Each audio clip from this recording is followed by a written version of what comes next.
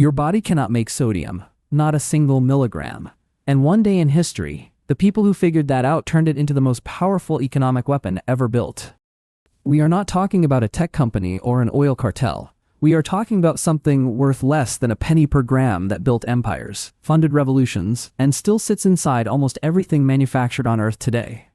By the end of this video, you will understand exactly how a mineral found in every ocean on the planet became the invisible foundation of a trillion-dollar global system. Salt seems too simple to be powerful. Sodium chloride, NaCl, 2 atoms. You sprinkle it on food and forget about it. But your body runs on it. Sodium regulates every fluid in your system, controls how your nerves fire, determines whether your muscles contract or go limp.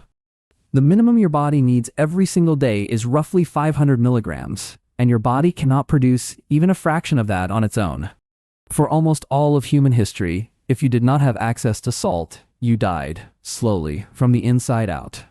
And for most of that history, salt was not lying around freely.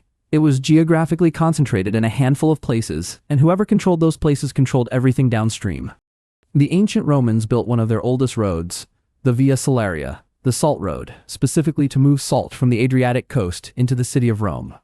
The word salary is connected to this history.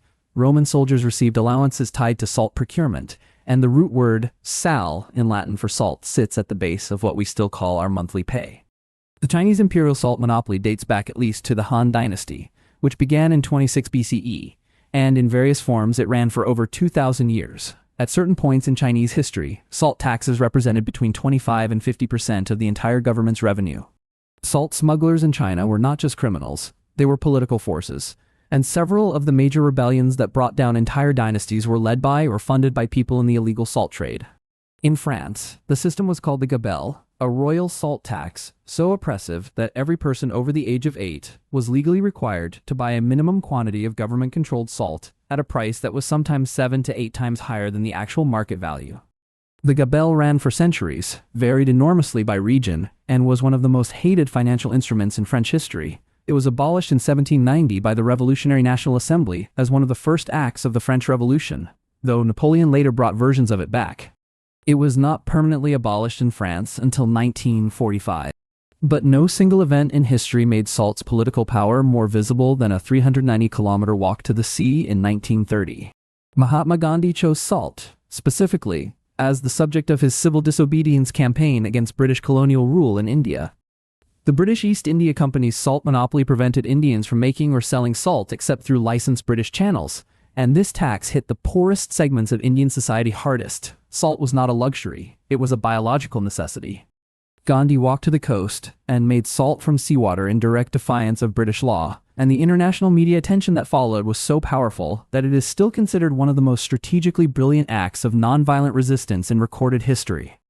The reason salt kept producing these enormous political explosions across totally different civilizations and centuries is not complicated.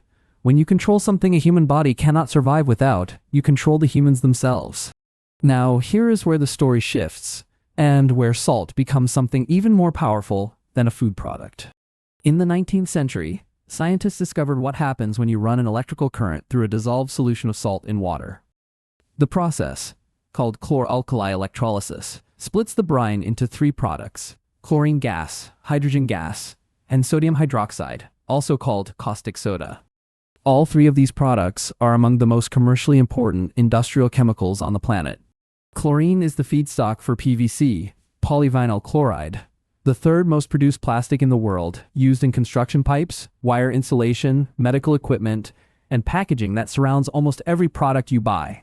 Chlorine is also the precursor to the compounds used in water treatment systems, sanitation, and bleaching across global manufacturing. Sodium hydroxide is used in making paper, through the kraft pulping process that breaks wood down into paper pulp, in producing aluminum, in manufacturing soap and detergent, in processing food, in treating water, and in synthesizing pharmaceuticals. The global caustic soda market alone was valued at over $40 billion annually in the early 2020s, and that number has been growing every year as industrial production expands. So when you track salt from the kitchen shaker to its industrial form, you are looking at a substance that sits in the middle of construction, plastics, aluminum, paper, medicine, water, and food manufacturing, all at the same time.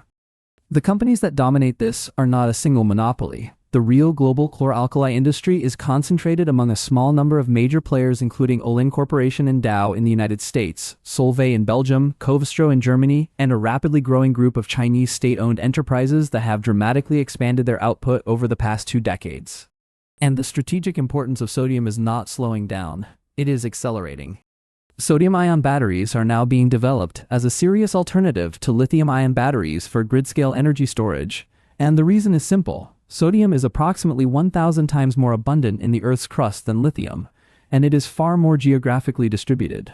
As of the mid-2020s, companies including CATL in China have already announced commercial-scale sodium-ion battery production, targeting electric vehicles and grid energy storage. If sodium-ion battery technology hits its performance targets over the next decade, sodium will become a strategic material not just for chemistry and food, but for the entire global energy transition. Salt is also at the center of the world's growing water crisis, and not in a simple way. Desalination, turning seawater into drinkable freshwater, is one of the fastest growing infrastructure sectors on Earth, driven by population growth, drought, and climate change reducing freshwater availability across entire regions. Global desalination capacity had already exceeded 100 million cubic meters per day by the early 2020s, with the largest concentrations in Saudi Arabia, the UAE, Kuwait, and Qatar. The dominant technology, reverse osmosis, forces seawater through membranes under high pressure to strip out the dissolved salts, producing freshwater on one side and a concentrated salt brine on the other. Managing that brine, which is discharged back into the sea and has measurably increased salinity and temperature in enclosed bodies of water like the Arabian Gulf, is now one of the serious environmental engineering challenges of the 21st century.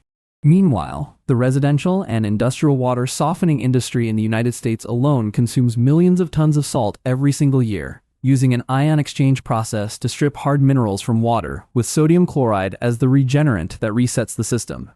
Sodium carbonate, soda ash, produced from salt through the Solvay process, is a major input into glass manufacturing and the production of soap and detergents globally, with world production exceeding 60 million metric tons per year.